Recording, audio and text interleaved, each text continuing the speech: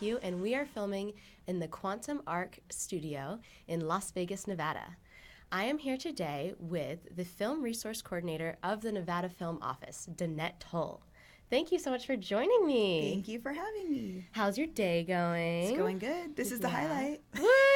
Well, we're gonna have a ton of fun. Okay. We've had a few interviews so far, and they've been super fun. And I expect nothing less. Oh yeah. As you are a fun personality. Oh, thank you. Yeah, Try totally. to see what we can do. Yeah, let's make the movie magic happen, Yeah. or talk about how it happens. Sure, sounds good. So, I guess to start, you are working with the Nevada Film Office. It seems like you're kind of a jack of all trades within the organization. That's right. I think that's a good assessment. Yeah. I was prepared for you to ask me what my title means, and that's exactly what it means. Okay. Yeah, Film Resource Coordinator is kind of a vague title, and it is a jack of all trades title. It's, connecting people with film resources. So I guess it doesn't really pigeonhole me into any one thing in particular. So do you have a favorite thing that's part of it? I think the process. I like the entire process, like helping people from the beginning when things are in development and they're fleshing out script ideas and things like that, and meeting with indie filmmakers, and then at the end, seeing the finished product and sitting through watching the film when it's completed, and seeing the names and it's like having a baby each time. Not quite as painful. Yeah, I imagine. But just as rewarding. Yeah. Yeah. Yeah.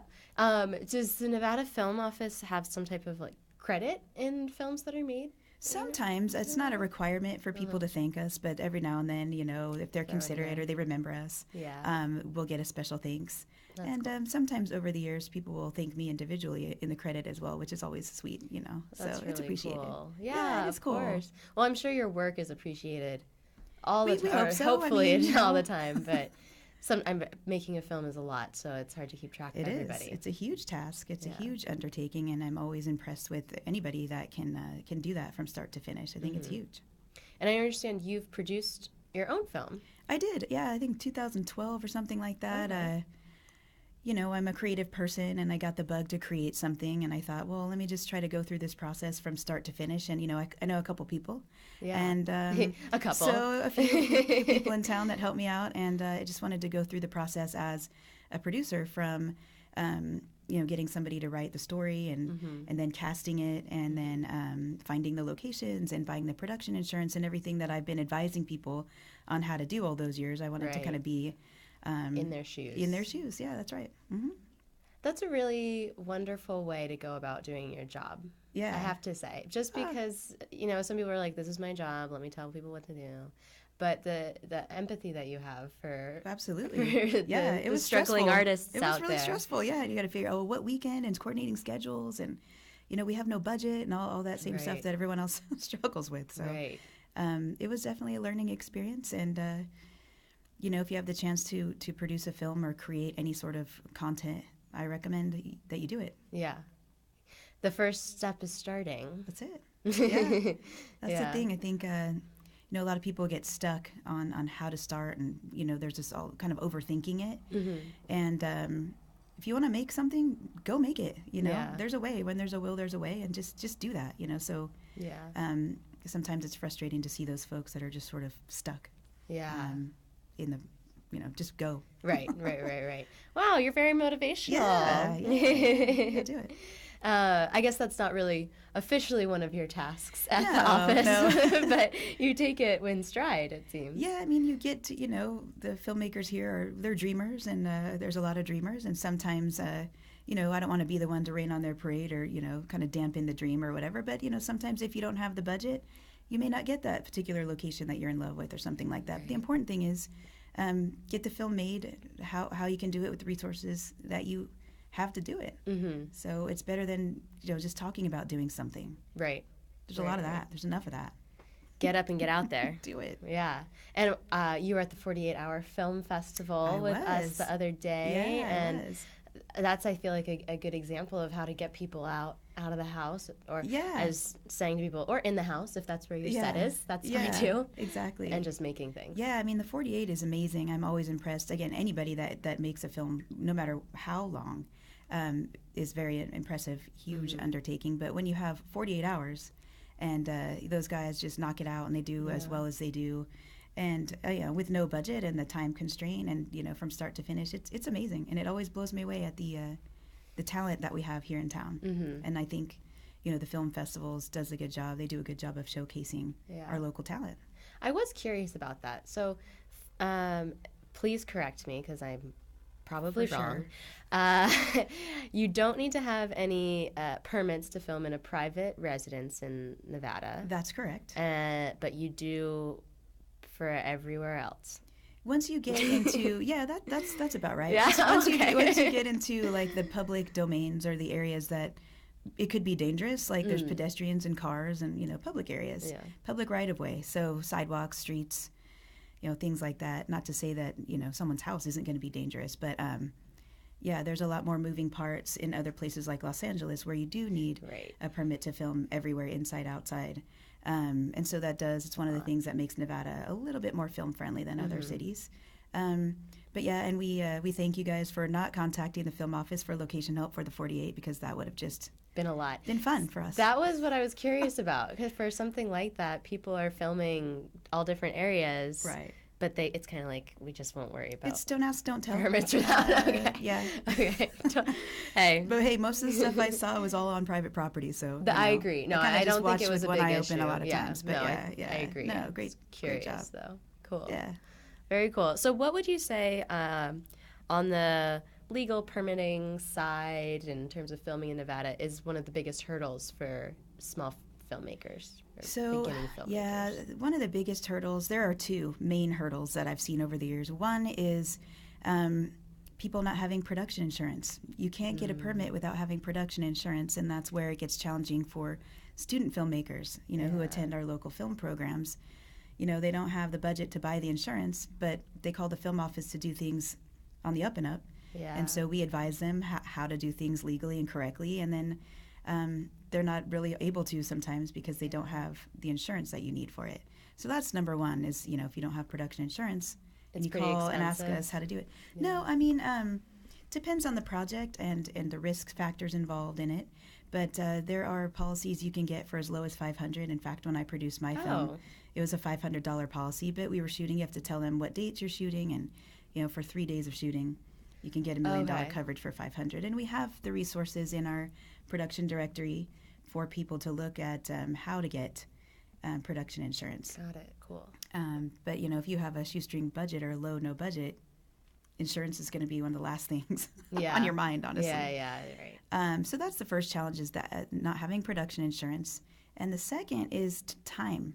A lot of people, there are times where, the most seasoned of professionals will call and on a Friday afternoon at 4 p.m. and want to shoot the Welcome to Fabulous Las Vegas sign on the Strip on Saturday morning. Oh, no. And it just doesn't happen that fast. I mean, there's a lot of moving parts and approvals that need to take place. And so typical turnaround time is 5 to 7 days. But if you're blowing stuff up and you're, need traffic control or lane closures, I mean. You got to have time.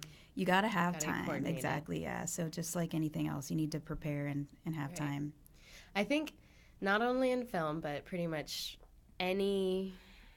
almost any industry, that's something people aren't on top of. Like the pre-production for film is just so valuable, and to just get it all ironed out in the beginning saves you so much time and headache. Just in life. And safety. In life. In life, I it's mean, so true. You have a final exam tomorrow. You cram in the night before, 5 minutes before, or did you study for it? Right. And so that's kind of my frustration a lot of times with people that, they can't pay their directory payment on time, or they go, how do you live your life like this? I don't understand.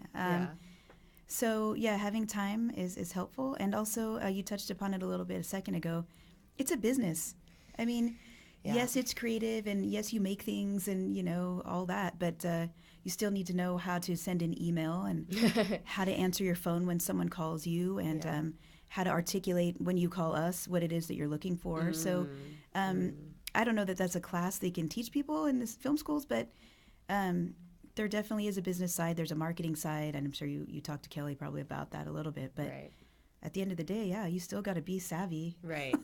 I kind of feel like there should be a gen ed class, almost even in high school, Like, Yeah. do your laundry, like, learn how to boil some pasta, just some life things. Life skills, yes. Put a button on. I guess it's maybe that was home ec, and then it's like not PC to have home ec anymore. But yeah, exactly. What's that? Yeah, something though. I think it took 6 weeks. I made a placemat, something like that. Got it. Now I can't sew, but it's okay. My kid does it. Oh, it's fun. And how old is your child? So I have a daughter who's 10 and a son who is 4. Oh my gosh. And they don't quite understand, when I go out to those events like the 48, they don't understand why mommy works all day and then mommy has to work at night. So there's a fine line balancing. It's a full-time job to go out there and support all the film festivals and screenings in town. It's a full-time job to be a mom. It's a full-time job for sure. Yeah, for sure. That's the second shift, when I get home. But literally could make a full-time job going out and supporting all the premieres that happen. Of course. It's insane. Yeah. Like there's always something going on here with that. Yeah.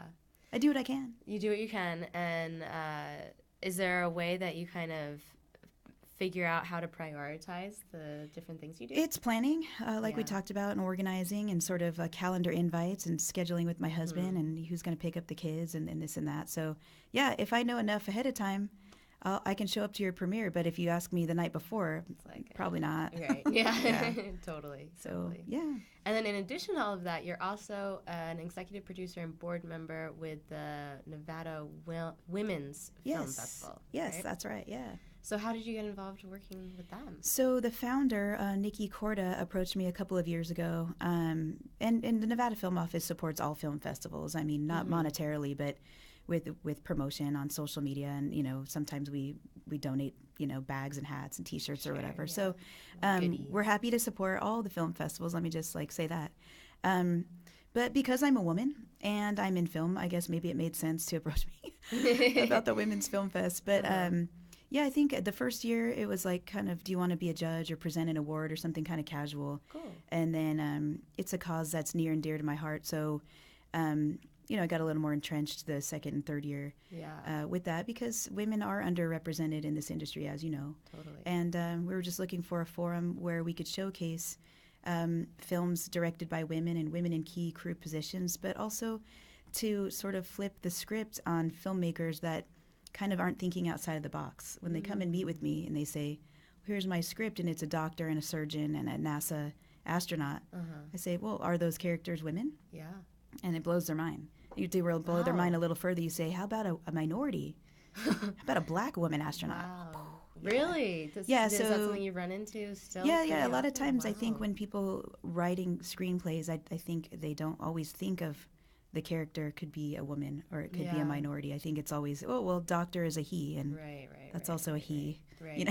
And it has a total trickle-down effect on society as a whole because we watch stories. Correct. Children learn from watching films. Yeah. And so I take my daughter to the movies. I want her to see a character she can relate with, not just, sexy cocktail waitress A. Right. And so I think it's important to, that's right. So we're looking for stories that have more than one female protagonist and that have names and that talk to each other throughout the film and that speak about something other than finding a man. Right. So there's a lot of films that don't pass that test. Bechdel test. You'd be surprised. Yeah. That's right. Yeah. Yeah, you'd be surprised. But films believe like, Wonder Woman and Moana and all those ones that are coming out now are really good for kids to see that you don't need to be rescued. No. By your prince or whatever. No. You're living your own life. Yeah, You've got things to do. Do it yourself. And you're an example of that as your mother as well. You're living your life and you got stuff happening. Yeah, that's it, man, for sure. That's good. So, if you don't mind me asking, with Time's Up and everything and the greater national movement for women's representation and minority representation, do you feel like you were a little ahead of the curve with the work that you were doing with the Nevada Women's Fest? I mean, it was definitely timely. I mean, we were already sort of doing that when this whole thing kind of, came to a head this year. So it was definitely timely conversations. And, I'll be honest with you, it's a male-dominated industry. And so there are times in, production meetings or whatever where I'll be the only female. And you can definitely sometimes feel that, what you're saying is not important or you're not addressed like the suits and ties are in the room. So there's definitely sometimes a feeling of that, like, hey, maybe I might know a little bit about what I'm saying here. But no, you do. Maybe I do. So you've done it. We'll see. Yeah. But there's an old school mentality sometimes. And is there any like trick you have if you're not being listened to or respected, where you're like, just to like keep yourself zen or whatever, right? Don't let yourself get down. Like. Pretty much, I just wait until I'm addressed in the meeting. Maybe there's a question that someone doesn't have the answer to. I just listen. I do a lot of listening, and a lot of people watching, and I sort of pick up on the nuances. And Eric, the director of the film office, is really great at sort of, bringing me into the fold, or bringing us into the fold of the conversation, and showing, like, what do you think about that, Danette? Or what do you, it's kind of that's good, lifting really us all, at the same time. So, and sort of. He's great. There's 3 of us females in the office, important. So he's kind of outnumbered anyway. Yeah. But yeah, he's great with that. So that's really cool. No tricks, Inside, I'm probably boiling like, this guy's so sexist or whatever. But sure. I guess I don't mean the like game face on. Tricks, but like some tools, coping mechanisms. You just listen, and sometimes you get blown off, and people don't talk to you, or they don't respect your position, and that's fine. They don't have to. Right. But 9 times out of 10, I'm the one emailing you back when you're asking something. So maybe you should talk to me. I don't know. Yeah. Well, obviously, it's fine if you don't. But yeah. Right. So. Well, that's important. It's not your responsibility to take on their problems. Right? Yeah. No, so. You can't change people. Yeah. What are you gonna do? Yeah. So you started as a librarian, kind of. That's, I guess, how you entered the workforce? Sort of, yeah. So, I always compare my resume to Forrest Gump, because it really, it's really not focused, and I'm sort of that, which way does the feather blow next kind of person. But in college I majored in, I started as liberal studies. Oh. Which is one step above undeclared. It just meant, like, I know I don't like math and science. Let's do that. So it's sort of like the 31 flavors of liberal arts. And then I realized I had an affinity for foreign languages, and I dig, like, learning new languages and meeting people. Many languages. So I changed my major to foreign languages, which had its own new set of, general requirements. And, it took me 6 years to graduate, blah, blah, blah. So, okay, I graduate with a major in Spanish, Italian, and Japanese, and I can't get a job. I can, say cool things to Japanese people at Disneyland and whatever, but I can't find a job without further education. You need to go back to school for translation interpretation. You got to go back to school to teach the foreign language. So here I am with an auxiliary skill, trying to figure out what am I going to do? Yeah.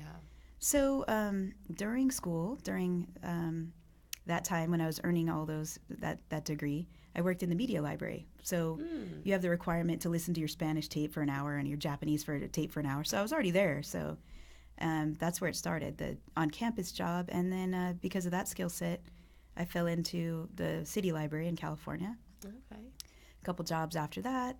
Then got married, moved to Las Vegas, and hospitality made sense because of the foreign language skills. So totally. Yeah. I applied for a job at the front desk at one of the major hotels. They saw my resume and my language experience, and kicked me over to the concierge department. Yeah.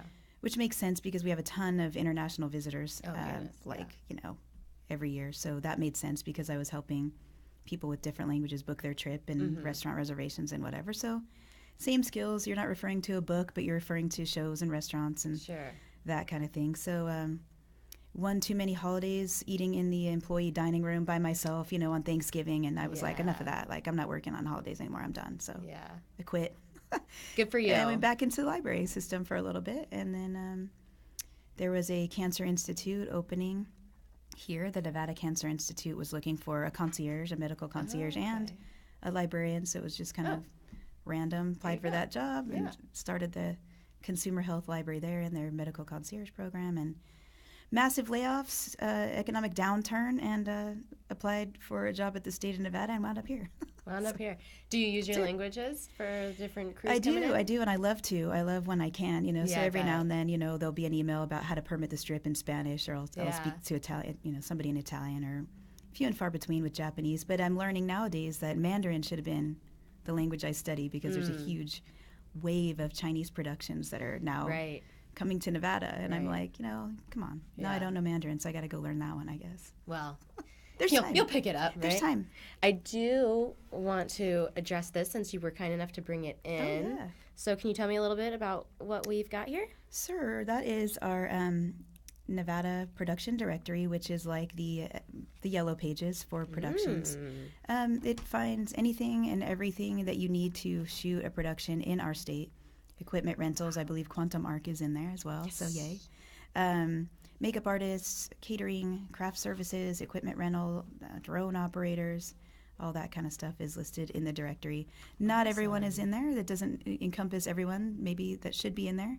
But hopefully we have critical mass that's listed. But that's one of our jobs, is to market the state of Nevada as a film production destination. And the other part of our job is to help those productions when they're here and get our locals jobs. Awesome. So that's one way that we do that. That's what we're all about, Yeah, right? Get people working, get people doing the movie magic. That's it. That's awesome. Was there anything else that we should know before wrapping up today? We just recently revamped our location database, where we used to have control of it, and we used to, sort of stalk people to list their location with us and send us the photos and update the contact information. And we've recently sort of outsourced that, just like the production directory. So if you're a location and you feel like you're film friendly and you want to sort of, connect with the film industry and sort of diversify potential revenue for your business, you go on our website, you sign up, you list your location, you put the contact information, you upload your photos. And that's what we're doing now. That's new. We're sort of outsourcing it to the community. We're especially in need of industrial locations, as you guys know, and abandoned, apocalyptic, sort of rundown warehouses that everybody wants that are difficult to find. That's popular here. Yeah, and people don't understand anything could be a film location. I mean, a hallway, a dark alley, a staircase, it's like you never know what people are going to be looking for. So that's sort of the new thing that we're pushing out right now is that. Cool. So awesome. And let us know what you're doing. Let us know what's going on. I mean, we're only as useful as the information that we have, and we're happy to market stuff and promote stuff if you let us know about it. Yeah, check out the Nevada Film Office online. Send them your stuff. Get a little promo. You guys are really good at sharing people's Register your stuff, project. so. If you register your project, we'll meet you halfway. I mean, it's awesome. That's all you need to do is let us know what's going on, and we'll share the love. Very cool. Well, thank you so much for joining me. I really appreciate it. Thank you so much. Totally. And thank you all for tuning in as well. Again, my name is Rose Donahue, and we are filming at the Quantum Arc Media Studios in Las Vegas, Nevada. You can check us out on iTunes as well, and I hope to catch you next time. Have an awesome day.